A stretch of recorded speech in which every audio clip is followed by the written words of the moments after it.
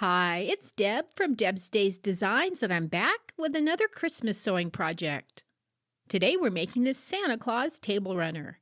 This super cute project uses raw edge applique and is an easy way to decorate your home for the holidays. Before I get started, I publish new content frequently, so be sure to subscribe to my YouTube channel or stop by the blog at debsdays.com and check out my Etsy shop, Deb's Days Designs. That's where you'll find a digital version of this project.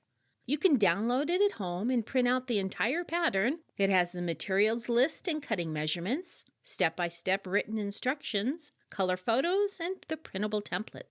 Or, to save paper, just read through the directions on your device and then print out just the template page. All right, let's get this project started.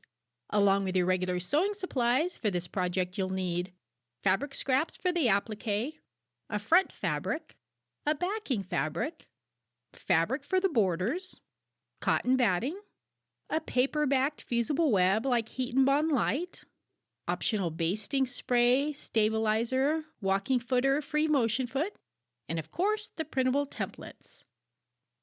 First, trace the individual parts of two Santas onto the paper side of the fusible web.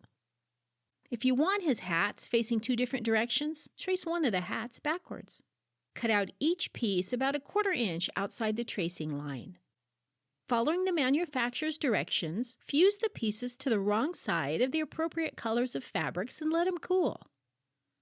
Cut the pieces out along the traced lines. With the right sides facing, place the inside border strips along both long edges of the main fabric. Align the raw edges on the long sides and pin them in place, and stitch using a 1/4 inch seam allowance. Press the borders open and trim away the excess ends of the strips. Place the inside border strip along the short edge of the main fabric and stitch using a 1/4 inch seam allowance. Stitch a strip to the other short end of the main fabric and press them both open and trim away the excess ends of the strips. Place the outside border strips along both long edges of the inside borders and stitch using a 1/4 inch seam allowance. Press the borders open and trim away the excess ends of the strips. Place the outside border strips along each short end of the inside borders and stitch using a 1/4 inch seam allowance. Press the borders open and trim away the excess ends of the strips. Remove the paper backing from the fusible web. Center and arrange the applique pieces on each end of the main fabric, overlapping them as needed. When in place, the Santa should be approximately a 1/2 inch from the bottom and 1 3/4 inches from the side edges. When all pieces have been assembled, fuse both Santas into place. Finish the design by stitching around the raw edges of each of the fabric pieces with blanket, zigzag, satin, or straight stitches. I like to try out different stitch lengths and widths on fabric scraps before I work on the applique, and for better placement, I like to wait to add the eyes until the appliquing is finished. Place the backing fabric with the wrong side of the fabric facing up.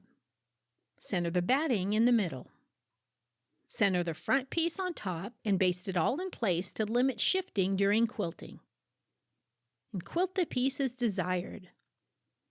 Since we're using the backing as a binding, do not stitch beyond the edge of the front fabric piece.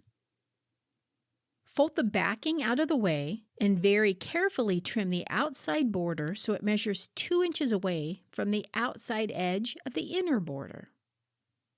Unfold the backing and trim the backing fabric so it measures 1.5 inches away from the edge of the front piece.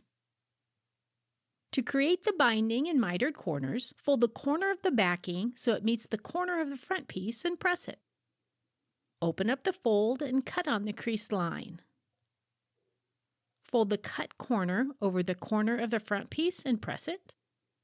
Fold each side so the raw edges of the backing meet near the raw edges of the front and press it.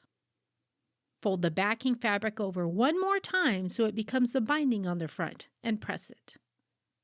Follow the same technique all around the table runner using fabric clips or pins to hold it in place. Adjust the mitered corners if necessary. Top stitch all around the outside near the open edge of the binding. And just like that, you have a table runner to spruce up your home for Christmas. See you next time with another project.